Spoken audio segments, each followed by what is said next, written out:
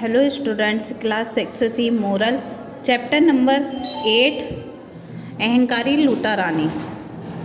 किसी गांव में एक जुलाहा रहता था। वह बहुत गरीब था। वह अपने परिवार के लिए पेट भर भोजन भी नहीं जुटा पाता था। उसकी एक लड़की हुई, उसका नाम उसने लूटा रानी रखा। वह बहुत सुंदर थी, मानो कोई इंद्रलोक की अप्सरा थी हो। वह जैसी सुंदर थी वैसी गुणवती भी थी। वह करघे पर बढ़िया कपड़ा बुनती, सुंदर साड़ियाँ, धोतियाँ और चादरें बनाती थी। धोतियों तथा साड़ियों पर बढ़िया किनारी बनाती और कपड़ों पर रंग बिरंगे फूल भरती थी। उसकी कारीगरी देखकर लोग मुग्ध हो जाते थे। लूटा रानी की कारीगरी की चर्चा सारे देश में फैल गई। बड़े बड़े राजा रईसों की कपड़े की मांग आने लगी। धनी लोग उसके बनाए कपड़ों को मुंह मांगे दामों में खरीदने लगे। लूटा रानी का घर बन गया, नौकर चाकर लग गए। धन दौलत बढ़ने पर लूटा रानी का अपनी कारीगरी और धन दौलत पर बहुत घमंड हो गया। अब वह अभिमान के कारण धरती पर पाँव नहीं रखती थी। वह अपने को बड़ा समझने लगी। सबसे वह कहती कि मेरा जैसा कपड़ा दुनिया में कोई नहीं बना सकता। जैसे फूल मैं भरती हूँ वैसे देवता भी नहीं बना सकते। वह गुरुजनों और देवताओं तक से होड़ करने लगी। उसके अभिमान को देख सुनकर लोग उसकी निंदा करने लगे। एक दिन वह अपनी सहेली में बैठी थी। उसकी कारीगरी की चर्चा चल रही थी। एक सहेली कहने लगी,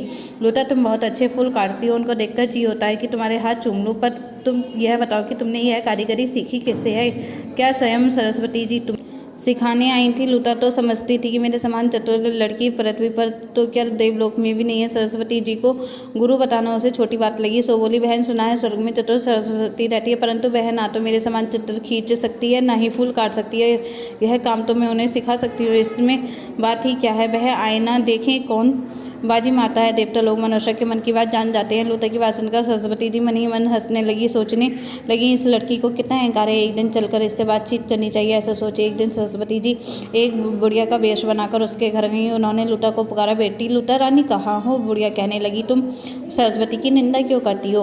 उनकी कृपा से तुम्हें मान सम्मान धन दौलत मिली है। बुढ़िया की बात सुनकर लूटा जल गई। कहने लगी, बूढ़े होने पर इंसान सटिया जाता है। तुम सरस्वती जी की बड़ी हिमायती हो, उन्हें यहाँ बुला लाओ ना, परीक्षा हो जाइए। हाथ कंगन को आरसी क्या? अपना स्वरूप धारण करके सरस्वती बोली, मैं ही सरस्वती हूँ, हराओ तुम मुझको। लूटा कपड़े पर बनाए हुए अपने अनेक प्रकार के फूल तथा चित्रों को उनके सामने रखते हुए बोली, इनकी बराबरी के फूल और बेल बूटे बनाकर दिखाओ, तब हम जाने तुम्हारी चतुराई। जब सरस्वती ने देखा कि लूटा उनकी परीक्षा लेने पर उतारू हो गई है, तब वह अप्रसन्न होकर कहने लगी, बेटी देवताओं के साथ मनुष्य का विवाद करना उचित नहीं है। जो देवताओं के साथ विवाद करता है उसे नुकसान उठाना पड़ता है। सरस्वती जी ने उसे हर तरह समझाया, परंतु इसका अभिमान दूर नहीं हुआ। उसने सरस्वती को बैठने के लिए नहीं कहा, वह फूल काटने के लिए सूत काटती रही। अब तो सरस्वती जी से उसकी बदतमीजी सहन नहीं हुई। उन्होंने क्रोधित होकर उसके हाथ का कड़ा छीनकर उसके सिर पर मार दिया। लूटा तो बड़ी अभिमानी थी। ये सब मानकर उससे दुखी होकर वह रस्सी लेकर अपने आप को फांसी लगाने लगी। सरस्वती जी ने उसे श्राप दिया, लूटा तू मरेगी नहीं, हमेशा रस्सी पर झूलती